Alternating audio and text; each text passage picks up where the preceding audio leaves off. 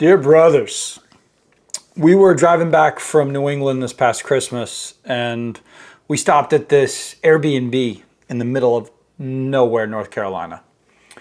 So we're exhausted. We pop on this little TV in this tiny home and one of our favorite people pops up, Bob Ross. For those of you who don't know who that is, Bob Ross is the famous painter known for this crazy afro perm that he had. And he had seasons upon seasons of painting with Bob Ross, where he would do some kind of landscape in 30 minutes and teach everybody else how to do it. He tells these funny stories as he's painting, and he's always providing little pieces of wisdom throughout in this very soft tone. He always says there's no such thing as mistakes, just happy accidents. He's an interesting character. If you're looking to relax, I couldn't recommend a couple of episodes of Bob Ross. You will no doubt take a nap, I promise. But as I was sitting there after a nap and watching another episode, he said something that stuck with me. So he started talking about leaving some aspects of these paintings to the imagination. Don't give it all away. And he said that those kinds of paintings are like a pretty lady. She leaves some things to the imagination. She's a little bit mysterious, but not flaunting anything. She draws you more to her. You're fascinated by her control, and her modesty is her greatest trait. So we live in a world where everything we see from women is boobs and ass. Social media is chock full of women with little to no clothes on, or some woman shaking her ass or seducing men in some capacity. It's not hard to see. There is little for your mind to even think about. Just go to any commercial gym for a few hours. There are actually times that I wonder if these women even need to put on clothes. There's nothing for the mind to consider. Certainly, this is done on purpose. Women and the people who employ some of these women know that men are suckers and will fawn over such displays. Just look at how much money is in OnlyFans, the porn industry as a whole, and clothing lines for that matter. Men are going to keep coming back and trying to get that next hit of excitement each and every time they see some lady who's got no freaking clothes on. We're hardwired to be attracted in some capacity to these overt sexual displays. Yet, even as a man who recognizes this and undoubtedly has been a part of such fawning, what do we even get out of this? Maybe cheap and unfulfilling sex, certainly once the escapade is all said and done. A loss of money and definitely time in our addiction to these pleasures. A dog collar that leads us around wherever the half-naked girl from Instagram goes. So ask yourself something. Do you want a wife, a spouse, who is constantly available for the world to see? One who chooses attention to herself over anything else? Do those kind of women tend to be good and loyal to their partners?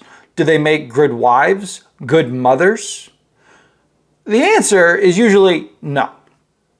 I have been on plenty of dates with these kinds of women and dealt with many men who have also dated these kind of women.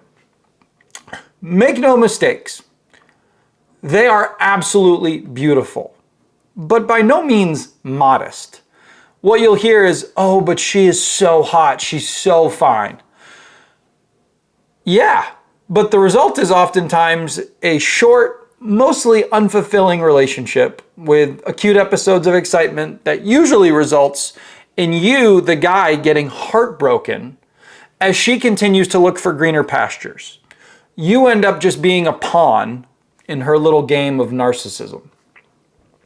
Which brings me to a brief story about the first night I met my now wife.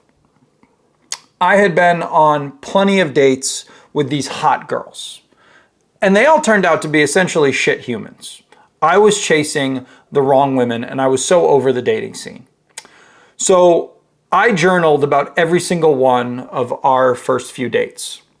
And these are some of the things that I wrote down. She wore black jeans and dress boots with an oversized tan sweater and a necklace I quite liked. She wore a maroon lipstick, which often I don't care for, but on her it was attractive and almost edgy. It gave her innocent face a sexy quality that I enjoyed more and more. She is kind and light-hearted with as much goofiness as I myself have. I admire her dress thus far. She is not flashy or attention-seeking, yet is well put together and no question beautiful. I have come to really seek that, the lack of vanity, or at least the modesty to keep vanity in check. There is an attraction to her I can't put my finger on. She is indeed beautiful, with a sweet and modest disposition, intelligent but as goofy and self-effacing as they come. There is no show. As I have learned to see the value in such things, it has made me appreciate and honestly yearn for them."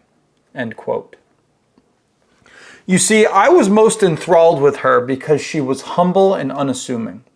She was well put together, and yet she was not trying to put her body out there for the world to see. She had a touch of mystery, like the good Bob Ross had talked about. That thing that I couldn't put my finger on back then when I was writing was the exceptional amounts of modesty that she possessed, not seeking validation for her looks. What really struck me the most was how sexy I found this. She was not some bimbo who could just be brought back to an apartment. She was not some woman playing a game with your mind. She knew that her value was not found only in her physical qualities. Her real beauty was her ability to be modest. Women that put everything out there to the world are offering you what they think you want the most, their physical bodies. And there we are as men, validating them each and every time.